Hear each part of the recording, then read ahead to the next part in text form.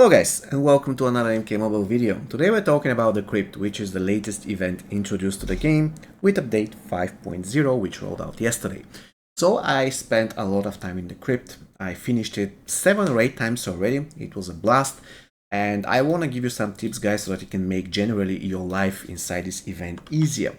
First thing first, what is the KRYPT? The KRYPT is a time-gated event. As you can see, it will it will actually end in 6 days, and you have 2 attempts per day, so that you can do the KRYPT twice a day for free. I already did my attempts. If you wanna proceed and do that the KRYPT more and more, you have to use the KRYPT keys. The KRYPT keys, they can be obtained in the KRYPT store. If you wanna pay for real money, there you go. There are a lot of packs, variety of packs. Or if you want, you can watch ads, more or less. And by watching ads, you know, there is a mystery pack in the end, and there is a chance in this mystery pack for you to obtain KRYPT keys. However, keep in mind that this is not guaranteed. There is only a chance that you obtain the KRYPT keys. Apart from that, it is not guaranteed. And as you can see, the attempts I have will reset in 7 hours and 25 minutes. After that, I will again have 2 entries into the KRYPT for free. So, why do you want to do the KRYPT? It is simple. In the KRYPT, you collect specific currency, which is called the KRYPT heart. There we go. They're right there. And once you collect them, you go to the KRYPT store and you spend them on characters or on equipments. If you want to buy consumables, you have to spend souls. So you cannot spend heart on consumables. It is just spent on equipment and characters. What you need to know about all of this is that you can purchase just 1 copy. So you can purchase just 1 copy of Enigmatic Well of Souls, only 1 copy of Enigmatic Lantern. So you cannot keep spamming the KRYPT, getting hearts in the process, and then maxing out those pieces. Now, again, it's important to note that these pieces actually drop in the KRYPT. So if you spam the KRYPT a lot of times, you might, let's say, max the rare piece. What is the drop rate? I don't know. But I do know that out of 6 or 7 or 8 runs, I forgot the count, I got 1 epic and 2 rares. So I would say that you generally get 1 piece every 2 or 3 runs, but I might be wrong. It's too early to say. So, if I have to summarize, you enter the KRYPT to get hearts, you use those hearts in order to get characters and in order to get specific KRYPT equipment, which is awesome. Now, the KRYPT has 3 difficulty levels. As you can see, you navigate here. There is a normal difficulty, an Elder, which is the hardest one, and the Heart.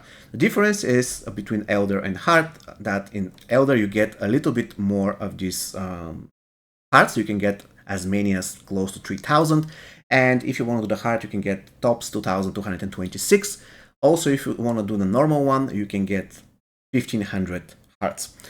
Important thing to remember is, similar to survival mode, you can select a team that will go to the specific KRYPT. However, this team can be used once, and then all characters are fatigued. For how long? I don't know yet. Probably until the whole thing refreshes. Probably. The thing is, if you want, you can use consumables in order to refresh your team. For instance, you press on use recovery, and then if I buy 3 of those, let's buy just 2 because I don't want to spend a lot of souls. I'm not that rich currently. So by purchasing invigorating stones, you can make sure that your characters are refreshed and ready for action. So you buy those for souls if you have to, of course. If you don't have to, you can select another team and go for a ride.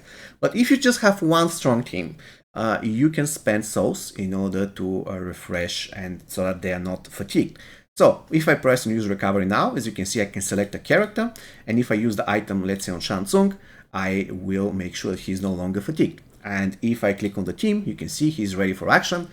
So another thing that you need to remember here is that a team like this is an overkill when it comes to the multipliers, because if I go back, you will witness that the multiplier is x2. Now, if I remove Cabal and bring anybody else that gives no multiplier, for instance MK11 Sub-Zero, the multiplier will be x2, so Cabal wasn't really necessary.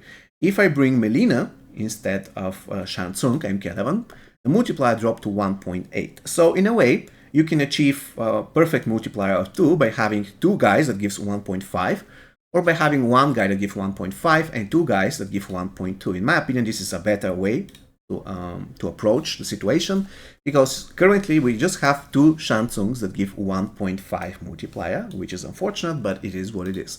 So keep in mind that you don't have to overkill yourself by creating a team that has 3 times 1.5 or stuff like this. It doesn't really matter. All right, so after you collect your team, all you need to do is to jump into the crypt. If you want, you can press here and more or less read what the game has to offer. But at the end of the day, you pick the team and you make sure to have the great gear, get the best gear that you have. Keep in mind that the gear won't break like in survival mode, so you can use this gear, then complete a crypt, then use it again. There is no penalty there. There are also no penalty on the healing like in survival mode, so make sure that you bring a healer with you. With that said, once you start the crypt, your main task is to reveal the entire map and complete everything. And I mean that, you need to complete everything. This is time consuming, but it is the only thing that guarantees that you will get the most out of the event. On Elder difficulty, one stage on one floor takes something between 6 and 10 minutes, so I would say that completing the crypt with everything cleared and the maximum reward possible will take something between 20 and 40 minutes. The reason why I want to clear the entire event and don't rush to finish it is simple. You need to get as many rewards as possible, and by rewards I mean mainly hearts, but also consumables are very important, and we're going to get to that later. There are multiple fights during your journey, and there are 3 types of enemies that you're going to encounter. The easiest ones are the bronze skulls with only 1 spike, and those are usually completely random teams with low gear and bad synergy. Though sometimes even those fights can be challenging, let's go that way. The silver skulls with 3 spikes around are usually well-designed teams with good synergy, who usually also have good gear. Do not underestimate them. And the gold skull, those are boss fights which will mark the end of the floor. If you beat them, that's it, you cannot go back. So as mentioned before, make sure you clear everything before you go to the boss. Or even if, once you reach the boss fight, you can go back, clear everything, and then come back to the boss fight and complete it. Keep in mind that the boss fight in the crypt functions as a regular tower fight. If you run out of time, you can still finish the boss later. The damage you did in the previous attempt will be kept. For instance, if I'm fighting a boss of 3 characters and one of them is MK11 Sub-Zero, I wound him down to 50% health, but I run out of time. The next time when I fight the same boss, he will start the fight with 50% health. So the damage I do to him will be kept. In addition, regular fights can drop rare and epic pieces of the crypt, which basically makes sure that, again, not only you need to collect everything, but you need to fight everything. Because, once again, fighting those specific characters or bosses or whatever will give you a chance to have epic piece dropped or blue pieces dropped, which is incredible.